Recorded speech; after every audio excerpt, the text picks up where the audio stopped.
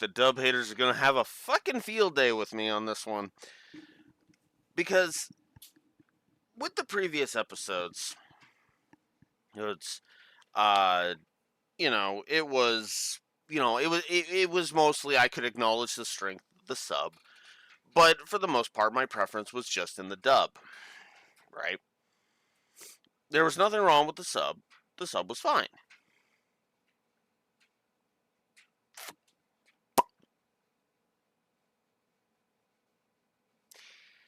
Yeah, that's not the case here. This episode fucking blows.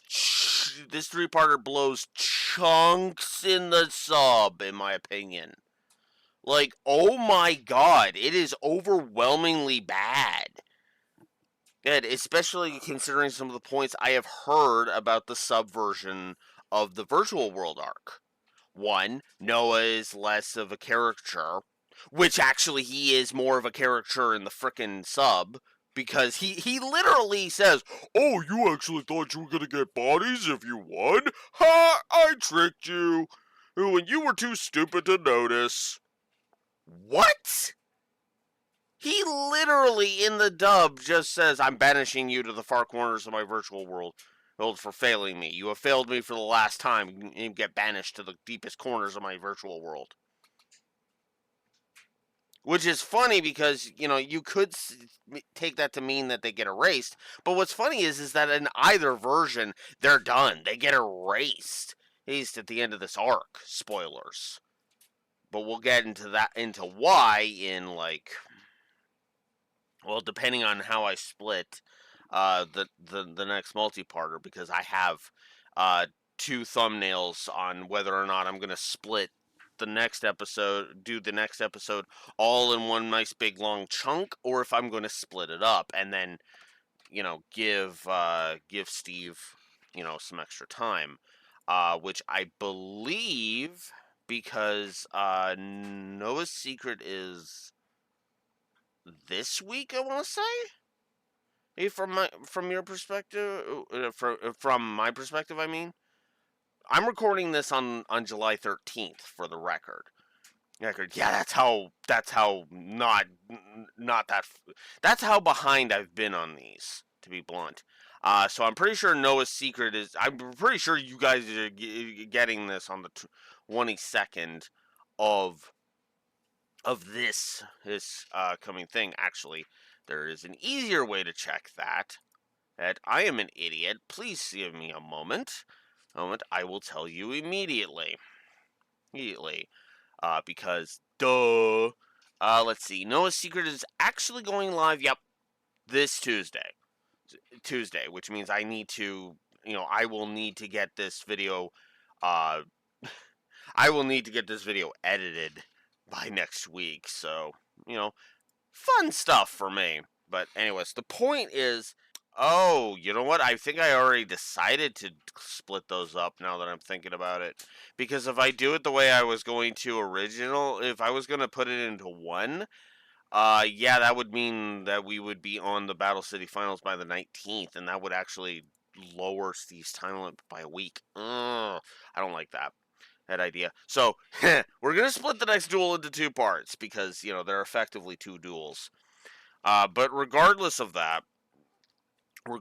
any of that, because that was the original plan. Anyways, regardless of any of that, the problem with this three-parter in the sub, to finally explain myself, even though all the dub haters have already checked out, let's just be real there. The problem with the sub version of this episode is very, very, very, very, very simple.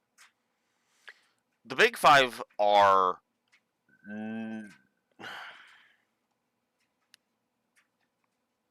no, it's not actually the big five. I take that back. I'll walk that back. Let me walk that back. It's not the big five that are the problem with this episode in the sub, which is funny because I've actually said this a few times now. It's the gang. See, here's the thing. The gang constantly are pulling the nonsense of, let's insult Jonouchi, right? And that kind of sucks, right? There's several scenes that I think are just better in the dub. Hell, there's even small little uh, nuances, yes, nuances, plural, in the dub that the sub just kind of brushes aside, right? Nuances that, in my opinion, should be there because they are character defining nuances, right? Now, I know some people will say, what fucking character? Oh, let's see, Joey caring about Mai, for example. Because in the sub, we get one mention of Mai. Well, technically two mentions of. We do technically get two mentions of Mai, but one of them is an ego trip of ha is pretty much I'm a genius for putting Mai's cards in my deck, and the other is Mai is helping me win. Now, which do you think, Ink, is the dub, and which one do you think is the sub? Now, obviously, that's a leading question because I've already given it away. But if we were just to have a casual conversation, and I just randomly brought those two moments, two things, saying that there was one, there's one in the dub and there's one in the sub. I mentioned it's like in one of them, Joey, basically says, as this is a move courtesy of Mai twice. And then the other one is he mentions he'll get Maya, that he'll defeat Merrick and get my back, and then praises his brilliance for putting my cards in his deck. Now, your knee-jerk reaction would be that the praising himself for putting my cards in his deck would be in the dub. And you wouldn't be wrong for thinking that. You really wouldn't, because Joey is a bit of an has a bit of an ego. Many characters, several characters can claim that they have an. You can claim several characters in this show have an ego. Cough, cough, Kaiba, cough, cough. We'll get back to him in a minute. Because I actually want to. Because I just want to finish this, the whole thing. The biggest issue for me is that the dialogue in the sub in this episode, in my blunt opinion, is fucking atrocious. And I know that's going to piss off some dub haters. Thought I misspoke for a second there. No. But yeah, no, it will piss off dub haters because it's, 4Kids sucks the end. Here's the thing. I prefer the dub for this episode because of a lot of different bits of the dialogue. Now, when we get to the actual Big 5 duel, which I've decided to talk about in all one nice big chunk, which will be done after I spend like 2 minutes talking about the Kaiba stuff, because it really has little to no impact on this 3-parter at all. I will, of course, be going over that. In fact, I'll even go ahead and show you on my notes, okay? So here are my notes. There's two full pages of notes, right? All right. First full page over here. This is all Universal and dub notes. All of them. Then over here, you have the first third of this page that are the notes for are the final notes for actually part 3, because there's actually a few notes at the bottom of page 1 there. I know you can't see it because my lighting setup is terrible and I apologize, but but again, so from here on the page down are all the subnotes, and then, with the exception of the last 3 lines, because preference and grade, right? But for part 1 in the dub, or sorry, in the sub, guess how many notes I took for the sub that are not complaints?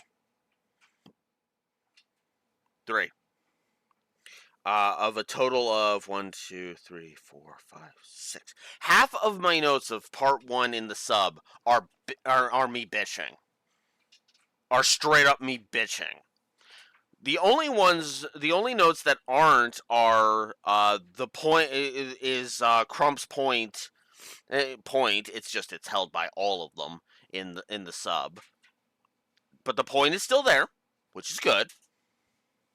Then there's the whole alligator sword was the one that got boosted by kunai with chain. Not that matters too much, because in the dub they specifically show Cyber Harpy getting the thing, which actually works better it works more so in in uh in favor.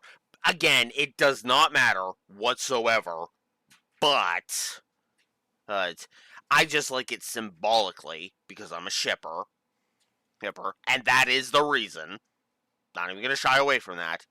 And then the other one is actually Otugi having a point that's way better than in Duke did. And that's when Otugi talks about this being an intense duel because the score has literally not been moved at all since the duel began. All three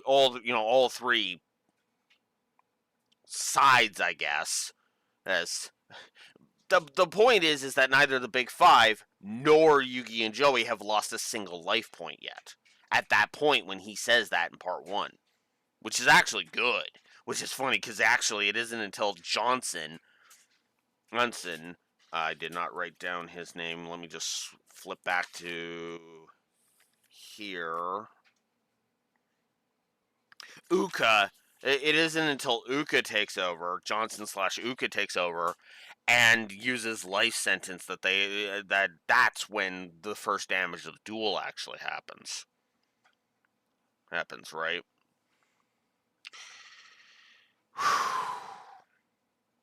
So, yeah.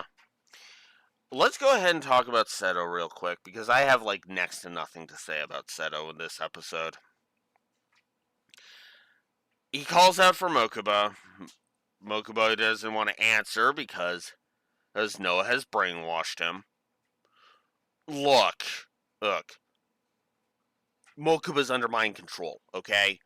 Don't try to fucking tell me that there's some fucking nuance to Noah's actions with Mokuba. It's fucking mind control, and it's going to lead to Noah literally being a fucking hypocrite in the next in the next episode, or in the next like couple of episodes, in the next within the next 3 episodes. I'm already pissed at that. Trust me. I'll rant about that next week from your perspective. Oh God. Hell, next week from my perspective too. Because I actually got to go grocery shopping today. Anyways, point is, calls out, doesn't work, gets led. Then part 1 actually ends with Kaiba Land being revealed to him. Now, I actually prefer Kaiba trying to suss out what the hell is going on, because in the sub it is heavily implied that Kaiba Land has already been built. That it's already been built. Now, this does lead to a bit of a plot hole, which kind of means that the characters are older in the dub, weirdly, because construction of Kaiba Land isn't set to begin for 4 years.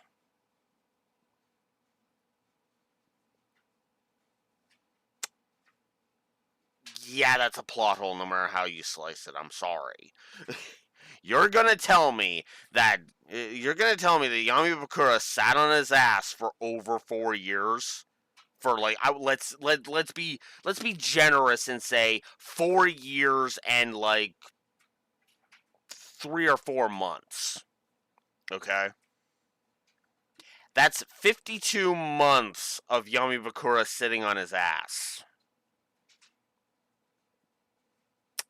Yeah, I don't buy that. I'm sorry. Filler or not, sliding time scale or not, no. Okay, I don't think one. I don't think it's gonna take Yamabukura.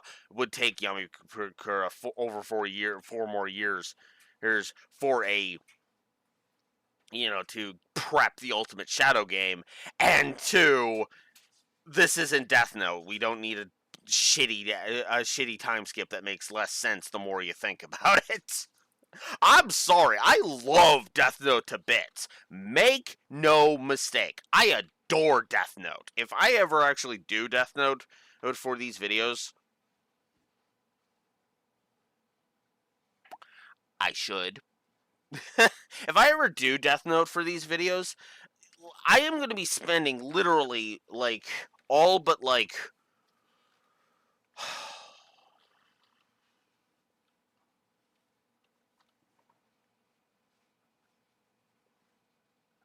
all but like 4 or 5 of those videos are just going to be me sitting here gushing like a madman. Those are probably going to all be short videos too. Like, so you're going to get like 37 short videos out of me. Hitting me of just, and this episode is really, really good because it shows this aspect and this aspect and this rule is cool and this rule is cool. And then I sit there for for like 15 minutes and then I'm done. Which means I would go shorter than I've been going for right now because my timer is reading 17 minutes and it just hit 20 seconds. 17 minutes, 20 seconds, it just hit. And that's not a ding at Death Note. That's literally that's just how little I would have to say. But what's funny is that actually wouldn't be true for several episodes. Cough, cough, cough, cough, episode 25. Hey, silence, cough, cough. And you all know why. you know? Anyways, but yeah, so yeah, no, Seto, I do like him sussing it out. The 4 years thing is the only problem with that scene, my opinion. Then Kaiba is led to an old movie projector that shows home movies from Noah that reveals that he is dead. Which is funny because Seto literally complains, "Oh, Yugi's occult shit is contagious," in the sub. Okay, seriously, sub. Kaiba is supposed to be the asshole who doesn't believe in magic, not Seto. Get your head out of your ass. Like, I'm sorry. Sorry. But there is actually a scene that everybody has told me, and I have actually seen, a clip with the subtitles. There is a scene in Dawn of the Duel where Seto actually will show that he has an understanding of magic. Why is he treating the occult like it's nonsense in the fucking sub? He doesn't treat it like it's nonsense in the dub. He's just trying to suss out what the fuck is going on. Now, obviously, Kaiba's not going to immediately jump to magic because, again, he doesn't fucking believe in the hocus pocus fairy tale shit. As Kaiba puts it, without the cussing, obviously. But he doesn't believe in this hocus pocus nonsense, right? So of course he's not going to jump to that. But Seto has experienced magic. He has experienced it. And the way that Seto dismissed Pegasus having magic, as I described back in my Duelist Kingdom videos, I talked about how it wasn't that Seto didn't believe in magic. It was he wasn't believing that Pegasus had magic because he couldn't believe that he was that unlucky. That was my whole point during Champion. I think that specifically was Champion versus Creator. That it is what I talked about that way back there because it made sense to me. The problem with the problem here with Seto saying, trying to dismiss this all as occult nonsense, is that it doesn't fit with Seto's character. My opinion. It doesn't work. He believes that magic exists. He doesn't dismiss it out of pocket. He has seen magic be real. And especially after Duelist Kingdom, he should believe that magic is real. So between Pegasus and his interactions with Pegasus and with Merrick, he should at least have it. He should be at least entertaining the idea. You could still have him dismiss it, like, no, I don't believe in the ghost in the machine thing.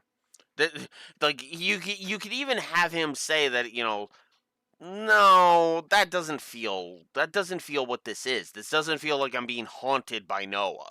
This feels like it has a technological answer to it, right? Again, believing in the superiority of tech over magic as opposed to disbelieving in magic, which is what Seto fucking does. I love how I said I had less than 5 minutes to talk about with Seto's shit, and here I am spending multiple minutes on this. that just occurred to me. That is actually funny. Anyways, sorry. Words. Okay, so he sees the home movies, and then he gets the hint of Ghost of Boro.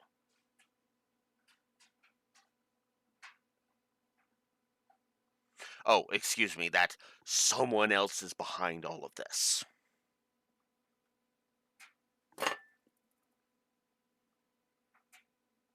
If you haven't figured out who the real villain of this arc is then I have nothing. I'm sorry.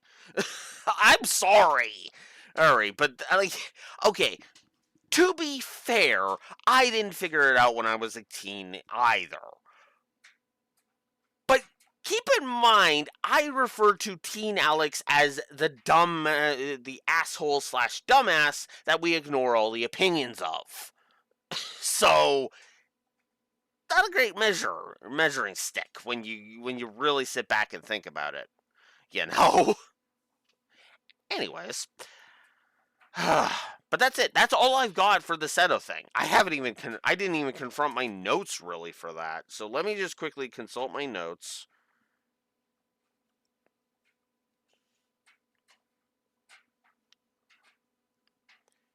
I brought it up, him sussing it out. His confusion being better than his dickishness. I guess there is one more thing I should talk about with Seto before I wrap up the Seto section.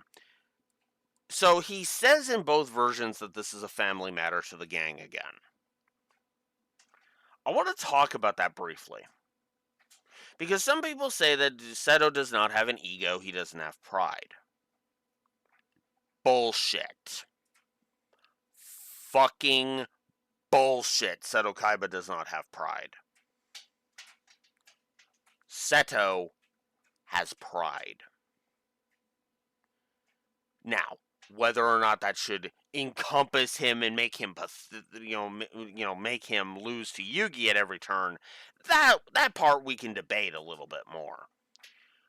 But I cannot and will not accept the idea that that he has no pride, that pride is not a factor in his motivations at all.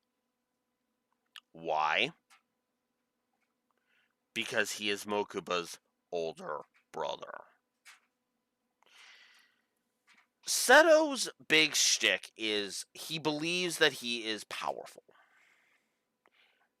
And the reason he believes that is because he needs to be powerful for Mokuba's sake. He needs to be strong for his brother. And I can respect the fucking hell out of that. I'm not saying pride is a bad thing.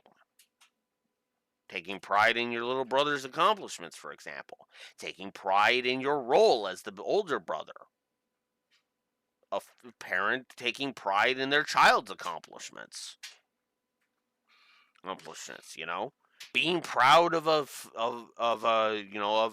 successful stream you did or a successful video you made,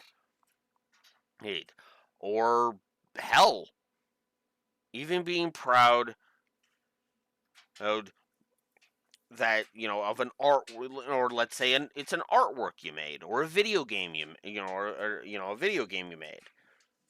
Maybe you made an independent movie that ended up, making a lot of money, and then a YouTube channel with a million subscribers talked about it. Oh, whatever it was, right? Or hell, maybe you and your friends decided to start a web series about 4 women named after colors, and that became super successful and became a giant cash cow.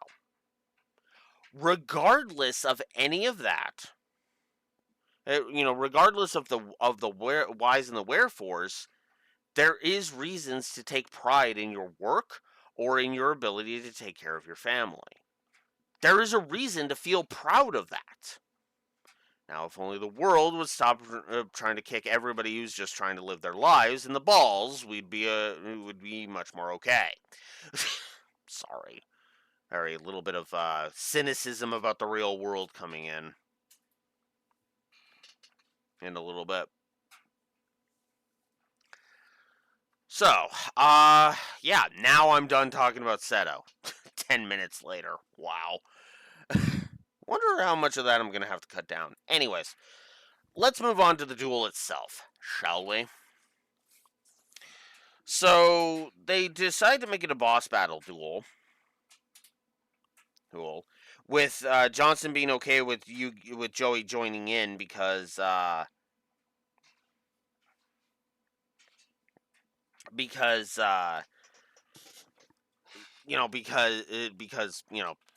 Johnson of course is an idiot. Johnson and Uka both are idiots and say, "Oh yeah, Joey's just gonna hold Yugi back."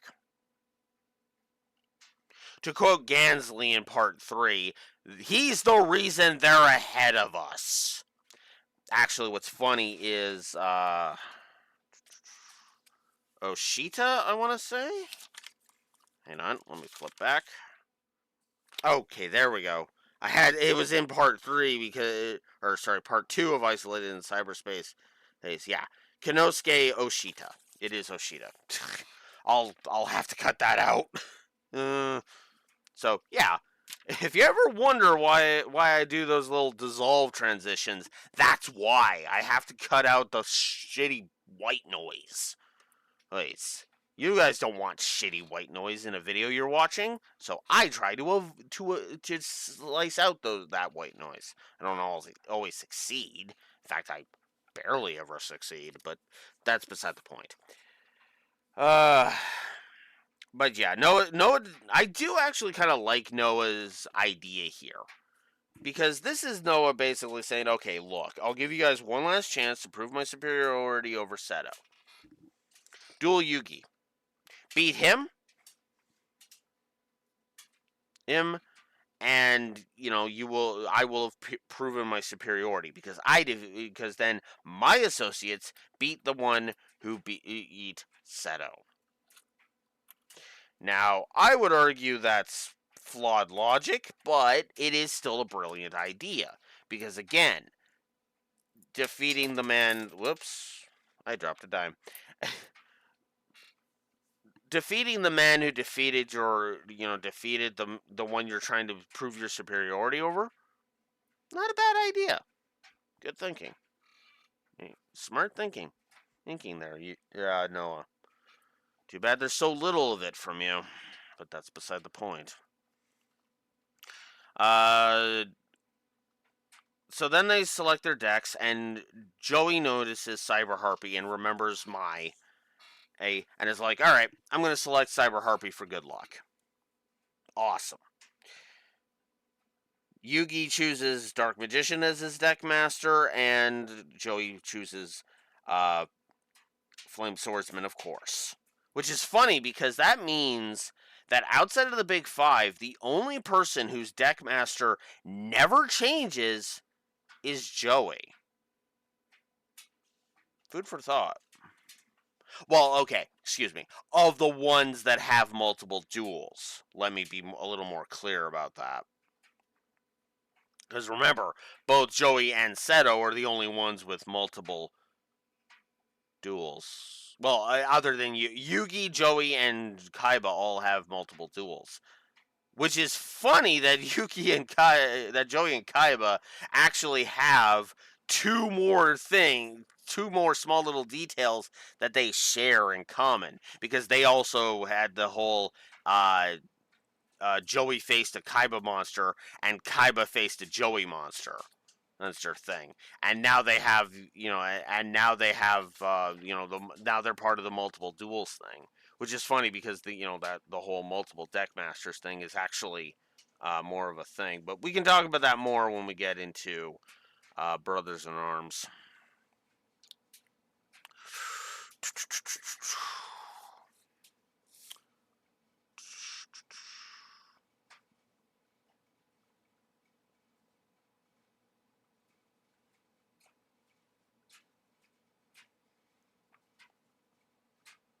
Oh, so then Gansley plays a legendary ocean, summons a legendary fisherman because a legendary ocean actually. This is actually the first time we're seeing it because a legendary ocean actually reduces the level of water monsters by 1. So of course a 5-star water monster can just come right out, which is awesome. Which is actually kind of awesome. So, Crump takes over because his Nightmare Penguin, which is wind attribute in the anime, which is just what? Yeah, it is one of 2 plot holes that are actually plugged by dialogue. In the sub actually plugs with dialogue. In the anime, Nightmare Penguin is wind, and the only reason it's wind is because they needed it to be wind for Five God Dragon. Yeah. Anyways. So Kunai with Chain, this is where Kunai with Chain traps Legendary Fisherman. Like I said, it's Alligator Sword that's supposed to be beef, not Cyber Harpy. But symbolically, I like Cyber Harpy getting boosted by Kunai with Chain. There's just something cathartic. It's kind of like Joey giving Mai his jacket, right? It's symbolic, and I don't mean in the "you've been violated here. I'll put my jacket over you so you can try and preserve your dignity a bit more because what happened to you was awful." It's more of a, "Hey, nice jacket, Joey. Oh, here, Mai. You would probably wear it better." Puts on the jacket. Yes. Oh, it actually does look good on you. I could so totally see Joey doing that too. Like, he would do it as a power move at first. Like, yes, I will totally lend my jacket. I'm sure it will look better on you. Then she puts on the jacket and he's just like, "Oh, wow, you do wear it better, way better." Come on, tell me you couldn't see Joey doing that. Come on. He would totally do that. Yu-Gi-Oh rewrite. A desire for a Yu-Gi-Oh rewrite intensifying. Steve. Compass. Page. Anyways. So then Joey clears the field with Harpy's Feather Duster, gets rid of a legendary ocean, but then he attacks Magician of Faith to put it back in their hands, which kind of sucks. But then Card Destruction puts it right back in the grave, which is actually kind of nice. This is where Duke starts panicking like a little bitch in the dub. Where Duke panics like a little bitch, and Otogi mentions how intense the duel is. I prefer the intensity because he's not claiming that, "Oh no, Yugi and Joey are sweating already." No, they're not. They are not. And as I said, it isn't until fucking Judge Man shows up that they start sweating. And what's funny is that actually makes sense because Judge Man actually has one of the most deadly effects in the thing, which is funny because Robotic Knight's effect doesn't actually go off at all when you think about it. The only machine monster we actually see during this duel, fun fact, other than Robotic Knight as the Deckmaster, is Machine King. Yeah.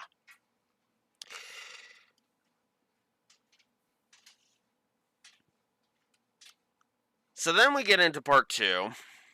Johnson being an arrogant dumbass.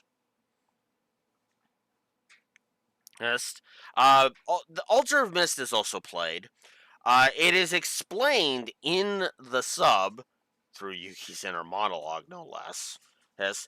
That yes, through a Thames inner monologue, I mean, in the sub, that yes, Altar of Mist is immune to destruction. Okay. There we go. Plot hole plugged. That is the second of the 2 plot holes. The first was Nightmare Penguin, which I already mentioned. So Judgment comes out. That's where they do the whole big thing. And then Yugi pulls Des Volskov out. And sets Mirror Force. Now Joey starts acting like he starts freaking out like he's onto you, he's onto you, he's onto you. Which is funny because nobody actually claims that Joey is revealed the obviousness of it. No, the Big Five knew it was obvious from the start, or to be more accurate, Nesbit figured it was super obvious because he had taken over by that point. But Lecter is trying to stop him because it's like, Nesbit, you're an idiot. You didn't read Des Volskov. This is exactly why you read your opponent's cards, folks. Read that shit. Hit. One sec. Sorry about that. That was a confirmation that yes, I am going grocery shopping today. Anyways, where was I? Words. Right, Des Volskov. This is why you read your opponent's cards, folks, because Des Volskov's ability activates when your opponent activates a spell card. Oh, you activated a spell card. 200 extra attack points to Des Volskov. If he had activated multiple, that would have been multiple boosts according to the sub. I don't think that's how that works, but at the same time, it doesn't matter. Again, it's one of those things where it's like, I don't think that works that way, but again, it doesn't really matter because semantics. It's argument semantics at that point. Anyways, so Joey's freaking out, like, it's too obvious. Nesbit destroys it with Heavy Storm. Lecter tries to warn him. Nesbit's too much of a fucking man-child to fucking heed his warning. And Des Volskov defeats Machine King because Nesbit didn't read the fucking card.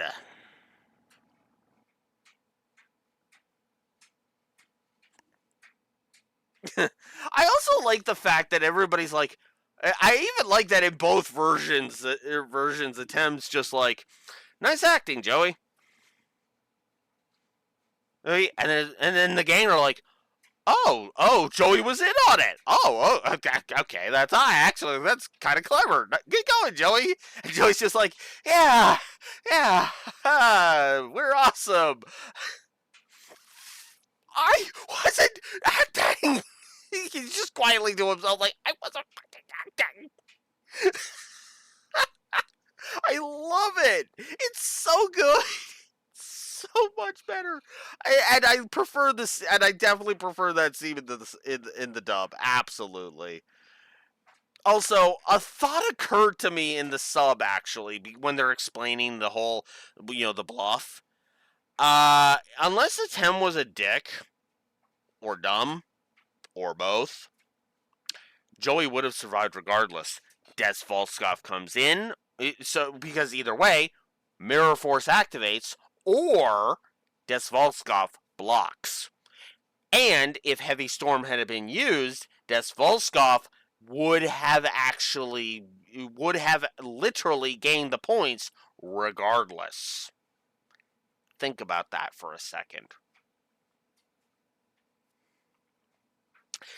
But rule of drama. This is better. I don't actually and I'm not actually being I'm not actually being facetious. It's just a fun little kind of like, oh wait a minute, you know. Now, granted, that's again, they went the comedy route with it. I'm good. I'm cool with that.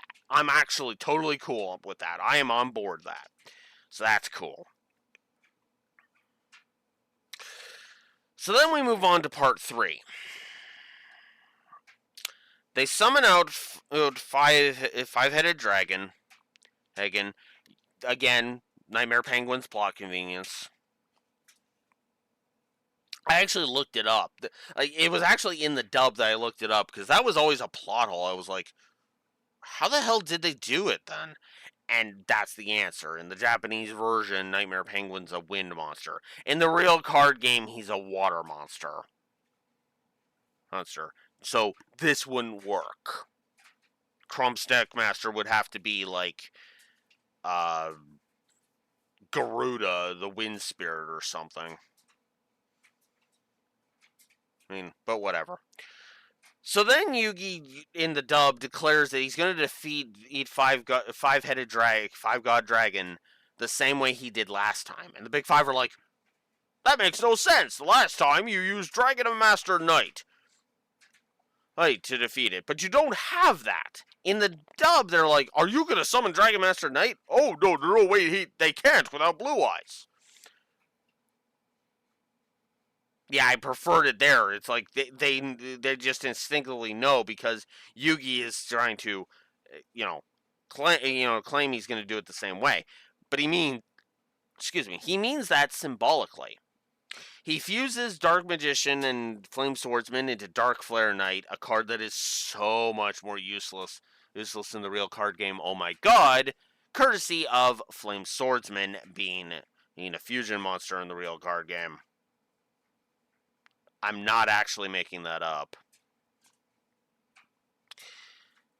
So then Dark Flare Knight gets suicides against five-headed dragon, but its effect keeps Yugi from losing because Yugi takes no damage, and when it's destroyed, Mirage Knight comes out.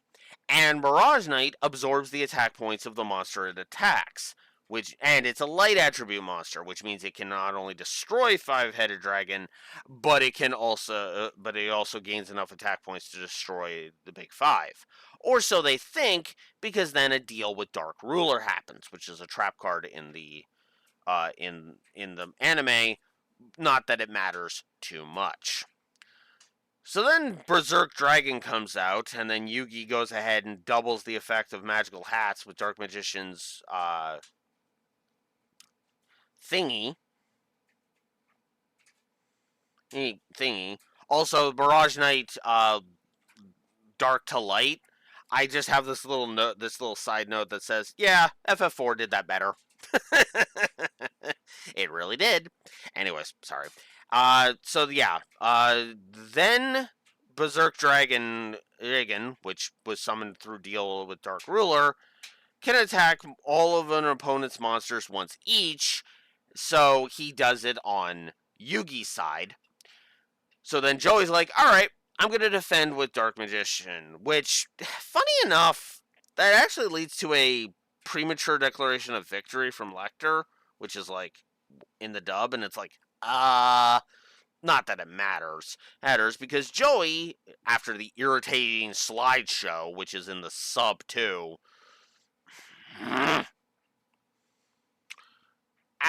it literally goes into a fucking slideshow while he's getting Flame Swordsman to defend Dark Magician, and it's kind of, what the hell was this? Did they run out of budget for this episode or something? What? And I'm speaking of Studio Gallop, by the way, when I say that. But thankfully, Joey saved Flame Swordsman with Silver Dollar because, well, Rocket Warrior had received a power boost from Flame Swordsman earlier in the duel. Which actually I thought about it, and then I was like, oh yeah, they kind of needed this. I mean, granted, it still could have been 800 points to make it a nice even 1,000, but whatever.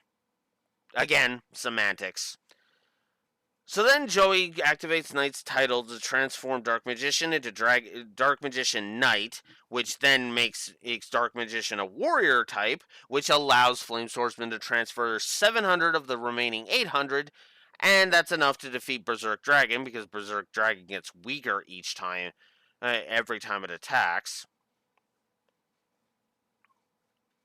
Next, and the Big Five are defeated. They try to cheat again by taking the bodies by force, and then Noah either scatters them to the four corners of his world, or basically has generic evil dialogue before killing them.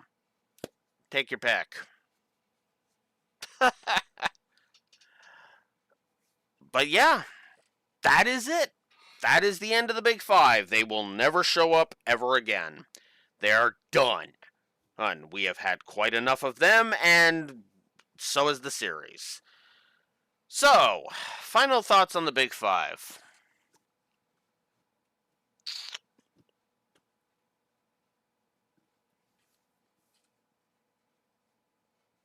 Dub did them so much better. It removed some of the more shitty aspects of them. It removes some of the shitty aspects of them. Yes, for censorship reasons, but I actually put a note about this in the Japanese version of Part 1. We didn't need to be reminded that it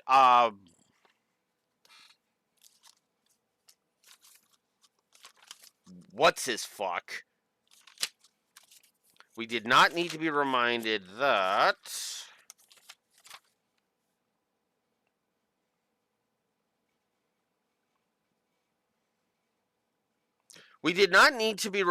Otaki is a 55-year-old pedophilic pervert. We didn't need that. We didn't need that extra beta squick, okay? The slimy lawyer is perfectly fine. We didn't need a pedophile on top of that. The irony of there being a pedophile and a lawyer in the same villain group is just mind-blowing to me, but whatever. Sorry for getting so pissy about that again, but it really was the point that just like easily shifted the needle to the dub. But like I said, all 3 points go to the dub this time. I did not enjoy this one in the sub. There's a couple of good moments in the sub, but overall, this episode was just kind of there. If I'm watching this 3-parter ever again, it's in the dub. Because, in my opinion, this is a great episode in the dub. Full of good characterization, good, some good comedy.